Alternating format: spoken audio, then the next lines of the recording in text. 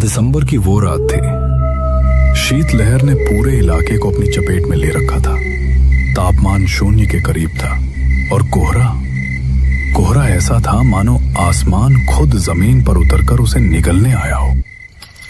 मनोहर, जिसकी उम्र करीब 40 वर्ष थी, अपनी पुरानी एटलस साइकिल को कीचड़ और सूखी पत्तियों से भरी पगडंडी पर घसीट रहा था। वो पेशे से एक बंजारा था जो गांव-गांव जाकर चूड़ियां, बिंदी और श्रृंगार का सामान बेचता था। उसके दांत किटकिटाने की आवाज सन्नाटे में गूंज रही थी। उसने अपने कानों पर लपेटे हुए मफलर को और कस लिया, लेकिन ठंड थी कि सुई की तरह कपड़ों को भेद कर सीधे हड्डियों में चुभ रही थी। साइकिल के कैरियर पर बंधा हुआ लोहे का बक्सा हर छोटे मोटे पत्थर पर खन खन की आवाज करता। उस घने अंधेरे में ये आवाज मनोहर को किसी संगीत जैसी नहीं, बल्कि खतरे की घंटी जैसी लग रही थी। तभी उसे दूर कहीं सियार के रोने की आवाज सुनाई दी। मनोहर का दिल बैठ गया। उसने हनुमान चालीसा का पाठ मन ही मन शुरू कर दिया। भूत पिशाच निकट नहीं आवे, लेकिन उसके होठों से शब्द नहीं निकल रहे थे। उसके हाथ और पैर सुन्न हो चुके थे। उसे महसूस होने लगा था कि अगर अगले 1 घंटे में उसे आग या कोई आड़ नहीं मिली तो सुबह तक वो बर्फ की मूर्ति बन चुका होगा। वो निराशा में डूब ही रहा था कि तभी उसकी धुंधली होती आंखों ने कुछ देखा। घने कोहरे की दीवार के पीछे एक बहुत ही मध्यम पीली रोशनी टिमटिमा रही थी। रोशनी इस वीरान जंगल में? मनोहर रुका। उसका दिमाग कह रहा था कि यह खतरा हो सकता है, लेकिन उसका जमा हुआ शरीर कह रहा था कि यही जीवन है। शायद कोई वन विभाग की चौकी हो या किसी लकड़हारे की झोपड़ी। उसने खुद को तसल्ली दी और अपनी साइकिल को पूरी ताकत लगाकर उस रोशनी की तरफ मोड़ दिया।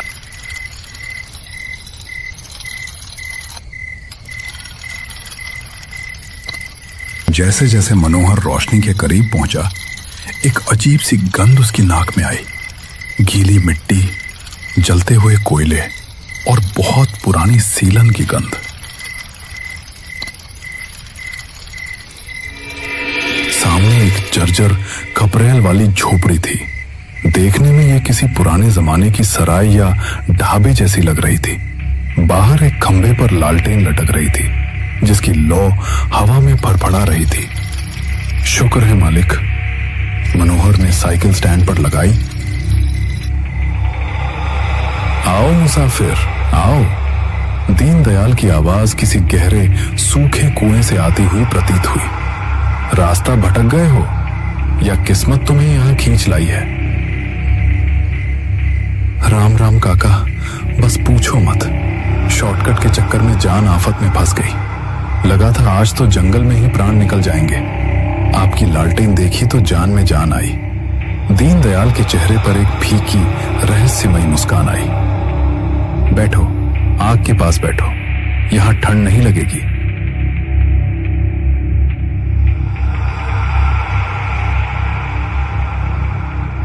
आग की तपिश मिलते ही उसे स्वर्ग जैसा अनुभव हुआ। काका, कुछ खाने को मिलेगा या कम से कम एक कड़क चाय ही पिला दो। अदरक कूट के डालना, गला बैठा जा रहा है। मनोहर ने अपनी बंजारा शैली में फरमाइश की। चाय? हाँ, चाय मिलेगी।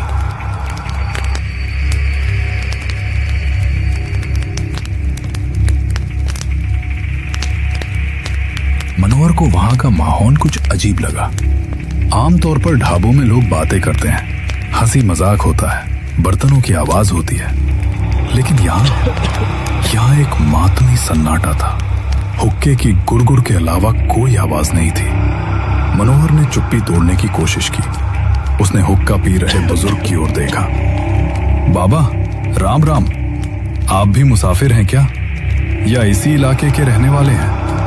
रामू काका ने हुक्के की नली मुंह से हटाई। धुआं छोड़ते हुए उन्होंने मनोहर को ऐसी नजरों से देखा जैसे वे उसके आर पार देख रहे हों। मुसाफिर तो हम सब हैं बेटा, बस कुछ लोग मंजिल पर पहुंच जाते हैं और कुछ रास्ते में ही अटक जाते हैं।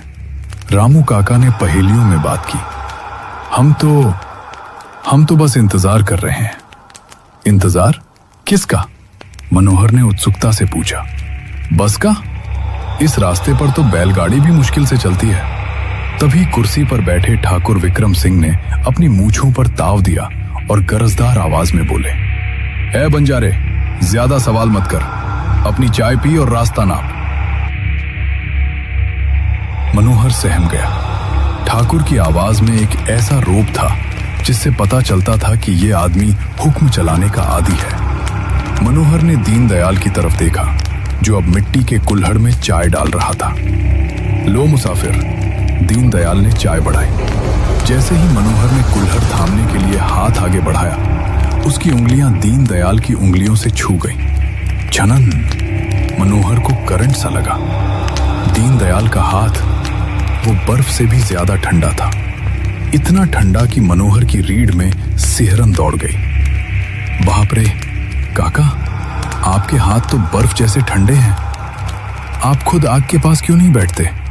मनोहर ने कुल्हड़ पकड़ते हुए कहा। दीनदयाल ने कोई जवाब नहीं दिया, बस अपनी बेजान आंखों से उसे घूरता रहा। चाय की एक घूंट लेते ही मनोहर का दिमाग थोड़ा खुला। उसने हिम्मत जुटाकर कहा, माफ करना ठाकुर साहब, पर रात बहुत काली है और मन घबरा रहा है। सुना है इन जंगलों में पुरानी हवेलियां और भूत प्रेत के किस्से बहुत हैं। आप लोग तो यहीं के लगते हो, कोई किस्सा ही सुना दो ताकि रात कट जाए। भूत शब्द सुनते ही ढाबे का तापमान अचानक गिर गया। अंगीठी की आग जो अब तक पीली थी, अचानक नीली लपटों के साथ जलने लगी। कोने में बैठी लाल साड़ी वाली लड़की का घूंघट हल्का सा हिला, जैसे किसी ने आह भरी हो। ठाकुर विक्रम सिंह ने मेज पर मुक्का मारा। बकवास बंद कर, भूत वूत कुछ नहीं होते, ये सब कमजोर दिल वालों का वहम है। ठाकुर की आवाज ऊंची थी, लेकिन मनोहर ने गौर किया कि ठाकुर की आंखों में डर तैर रहा था। रामू काका ने एक लंबी सांस ली और आगे झुक गए। वहम नहीं है ठाकुर, सच है, और सच को जितनी देर दबाओगे वो उतना ही भयानक होकर बाहर आएगा। रामू काका ने मनोहर की आंखों में देखा। सुनना चाहता है कहानी? तो सुन। ये कहानी किसी किताब की नहीं, इसी जमीन की है, इसी रात की है, 50 साल पहले। रामू काका की आवाज अब बदल चुकी थी। वो एक कथावाचक की तरह बोल रहे थे। ये जगह जिसे आज तुम बीरानपुर के जंगल कहते हो, 50 साल पहले यहाँ सुंदरगढ़ नाम का एक खुशहाल गांव हुआ करता था। खेतों में फसल लहलहाती थी और शाम को चौपाल सजती थी। इसी गांव के मंदिर के पुजारी की एक बेटी थी, लाजो। रामू काका ने कांपती उंगली से कोने में बैठी लड़की की ओर इशारा किया। मनोहर की सांसें अटक गईं। क्या वो लड़की कहानी का हिस्सा है? लाजो, जैसा नाम वैसा रूप, सांवली सलोनी, आंखों में ममता और बोली में मिश्री। गांव का हर इंसान उसे अपनी बेटी मानता था। लाजो का दिल आया गांव के ही एक किसान के बेटे किशन पर। किशन नेक दिल और मेहनती लड़का था। दोनों की जोड़ी ऐसी थी जैसे राम और सीता। पुजारी जी राजी हो गए और शादी की तारीख पक्की हो गई। मनोहर मंत्रमुग्ध होकर सुन रहा था। फिर क्या हुआ काका? सब ठीक तो था? रामू काका ने ठाकुर की ओर देखा जो अब पसीना पोंछ रहा था। सब ठीक था तब तक, जब तक इस कहानी में रावण नहीं आया। गांव का जमींदार ठाकुर विक्रम सिंह। ठाकुर विक्रम सिंह अपनी कुर्सी पर कुलबुलाया। चुप कर बुड्ढे, जुबान खींच लूंगा तेरी। रामू काका ने अनदेखा करते हुए जारी रखा। विक्रम सिंह की जागीर मीलों तक फैली थी और उसका अहंकार आसमान से भी ऊंचा था। उसकी बुरी नजर लाजो पर थी। जब उसे पता चला कि लाजो की शादी एक मामूली किसान किशन से हो रही है, तो उसका मर्दवादी अहंकार जाग उठा। उसने पुजारी के पास प्रस्ताव भेजा कि लाजो को उसकी हवेली की शोभा बनाया जाए। पुजारी ने इनकार कर दिया। बस यही इनकार विक्रम के सीने में खंजर की तरह चुभ गया। मनोहर ने डरते हुए पूछा, फिर ठाकुर ने क्या किया? वही जो राक्षस करते हैं। दीनदयाल ने चूल्हे में लकड़ी डालते हुए भारी आवाज में कहा। दिसंबर की अमावस की रात थी, बिल्कुल आज जैसी। कोहरा छाया हुआ था। शादी में बस 2 दिन बचे थे। लाजो के घर में मंगल गीत गाए जा रहे थे। विक्रम सिंह ने अपने 2 वफादार कुत्तों को साथ लिया, एक मैं, दीनदयाल, और एक ये रामू। मनोहर के हाथ से चाय का कुल्हड़ गिरते गिरते बचा। क्या आप लोग उनके साथ थे? रामू काका की आंखों में आंसू आ गए। हाँ बेटा, हम मजबूर थे। हम ठाकुर के कर्जदार थे। उसने कहा था अगर आज उसका साथ नहीं दिया तो हमारे बच्चों को मार डालेगा। हम कायर थे, हम पापी थे। हम तीनों ने लाजो के घर पर धावा बोला। रामू काका का गला भर आया। विक्रम ने लाजो को उसके आंगन से उठाया। वो चीखती रही, बापू, किशन, बचाओ। लेकिन गांव वाले ठाकुर के डर से दरवाजे बंद करके दुबक गए। हम उसे घसीटते हुए इसी जंगल में ले आए, इसी जगह जहां आज ये ढाबा खड़ा है। तब यहां एक पुरानी खंडहर हवेली थी। ठाकुर विक्रम सिंह अब खड़ा हो चुका था। वो चिल्लाया, मैंने उसे प्यार किया था, वो मेरी थी, उसे मेरे पास होना चाहिए था। रामू काका ने कड़वी हंसी हंसी। प्यार? उसे हवस कहते हैं ठाकुर। जब लाजो ने यहां भी तुम्हारे पैरों में गिरने से मना कर दिया और कहा कि वो मर जाएगी लेकिन किशन के अलावा किसी की नहीं होगी, तो तुमने क्या किया? ढाबे में खामोशी छा गई। सिर्फ आग के चटकने की आवाज आ रही थी। विक्रम ने अपना आपा खो दिया। रामू काका ने धीमी आवाज में कहा। उसने अपनी रेशमी पगड़ी खोली और लाजो के गले में फंदा डाल दिया। लाजो छटपटाती रही। उसकी बड़ी बड़ी आंखें हम दोनों को देख रही थी, भीख मांग रही थी, लेकिन हमने कुछ नहीं किया। दीनदयाल ने उसके पैर पकड़े और मैंने उसके हाथ, और विक्रम ने फंदा कस दिया। मनोहर की रूह कांप गई। वो पसीने से तरबतर हो गया। उसे लगा जैसे उसे भी सांस लेने में तकलीफ हो रही है। वो मर गई। हमने उसकी लाश को उसकी लाल शादी की साड़ी समेत पास के सूखे कुएं में फेंक दिया। दीनदयाल ने अपनी बात जोड़ी। अगले दिन किशन ने लाजो के गम में उसी कुएं में कूदकर जान दे दी। पुजारी जी सदमे में मर गए। पूरा परिवार खत्म हो गया। मनोहर ने डरते हुए पूछा, तो पुलिस? किसी ने कुछ नहीं किया? ठाकुर विक्रम सिंह हंसा, एक खोखली हंसी। पुलिस? कानून मेरी जेब में था। गवाह खरीदे गए, रिपोर्ट लिखी गई कि जंगली जानवर ने हमला किया था। मैं बरी हो गया। मैं जीत गया था। नहीं ठाकुर, तुम जीते नहीं थे, रामू काका बोले। तुमने बस अपनी मौत को दावत दी थी। ठीक 1 साल बाद फिर से वही दिसंबर की अमावस आई। हम तीनों शिकार खेलने जंगल आए थे। मौसम अचानक बिगड़ा, बिल्कुल आज की तरह। हम रास्ता भटक कर इसी जगह आ गए।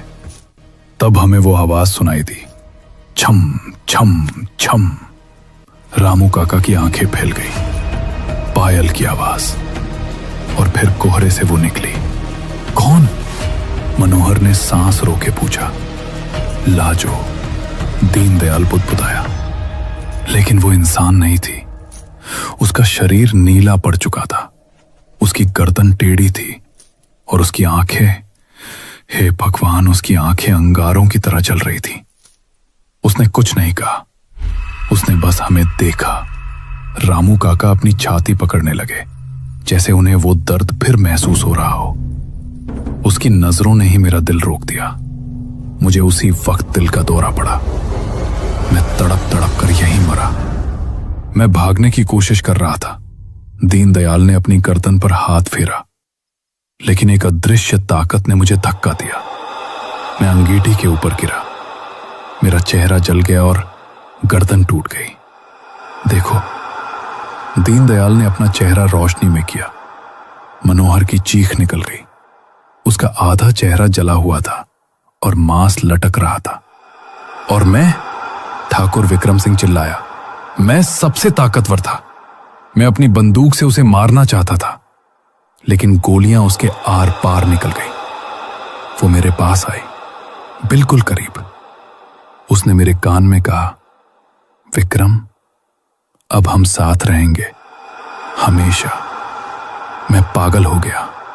मैंने अपनी ही बंदूक अपनी कनपटी पर रखी और घोड़ा दबा दिया।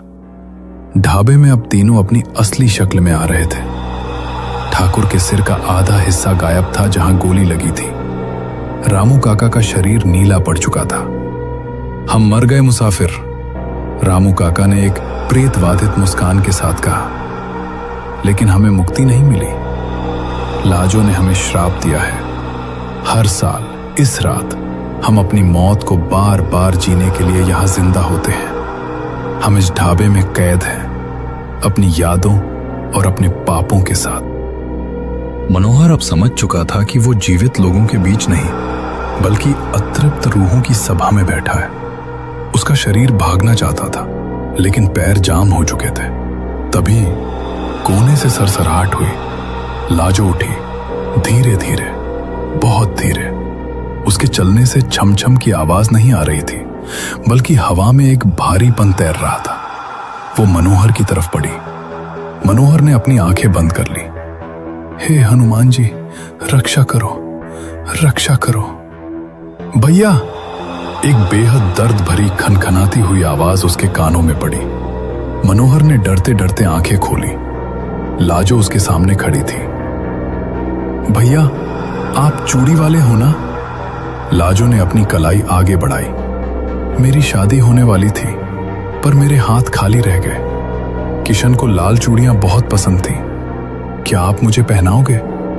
मनोहर की रूह कांप रही थी, लेकिन उस अतृप्त आत्मा की पीड़ा देखकर उसके अंदर का इंसान जाग उठा। एक अजीब सी करुणा ने उसके डर को कम कर दिया। उसने देखा कि लाजो की कलाइयां सूनी थी। हाँ हाँ बहन, मनोहर की आवाज टूटी फूटी निकली। तभी बाहर मुर्गे की बांग सुनाई दी। कुकड़ुकू। भोर होने वाली थी। पूर्व दिशा में हल्का उजाला होने लगा था। दीनदयाल, रामू काका और ठाकुर विक्रम सिंह घबराने लगे। वक्त हो गया, वक्त हो गया, रामू काका चिल्लाए। उनका शरीर धुएं की तरह उड़ने लगा। जाओ मुसाफिर, भाग जाओ। सूरज की पहली किरण पड़ने से पहले यहां से निकल जाओ, वरना तुम भी हमारे साथ इस कोहरे का हिस्सा बन जाओगे। देखते ही देखते वो ढाबा हिलने लगा। दीवारें पारदर्शी होने लगी। मनोहर ने अपना बक्सा उठाया, साइकिल पकड़ी और बिना पीछे देखे अपनी पूरी ताकत लगाकर वहां से भागा। उसके कानों में लाजो की खन खन और ठाकुर की चीखें गूंज रही थीं।